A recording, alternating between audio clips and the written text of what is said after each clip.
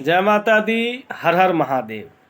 काल एगो हम न्यूज देखनी और उ न्यूजवा देख के दंग रह गईनी हम। थोड़ा सा भाव आइल किए परिया एगो गाना गा देवे के। लइका लइका से शादी कर लेता, लड़की लड़की से शादी कर लेतिया। ते पर एगो भाव बा। अरे आज के ताजा खबर बड़ुए छपल बा अखबार। अरे आज के ताजा खबर बड़ुए छपल बा अखबार। आ एगो लइका शादी कइले बाटे लइका से यार। कि एगो लइकी शादी कइले बिया लइकी से यार। अरे इहे जदी होई लइका लोग तर होई।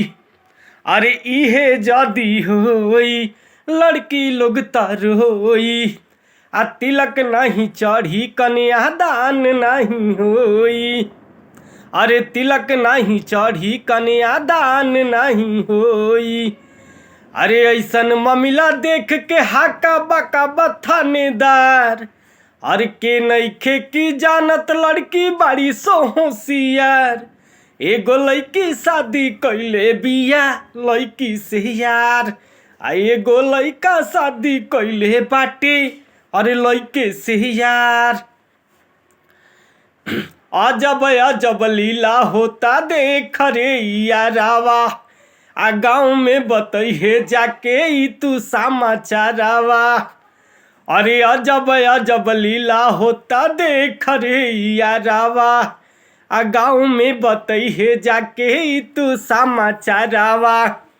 आ के नइखे की जानत लड़की बाड़ी सो होशियार। अरे के नइखे की जानत लइका बड़ा सो होशियार। आ एगो लइका शादी कइले बाटे लइके से यार। आ एगो लइकी शादी कइले बिया अरे लइकी से यार।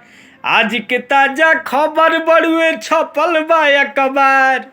अरे आज के ताजा खबर बड़ुए छपल बा अखबार।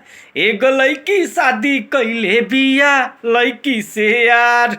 कि एगो लइका शादी कइले बाटे अरे लइके से यार।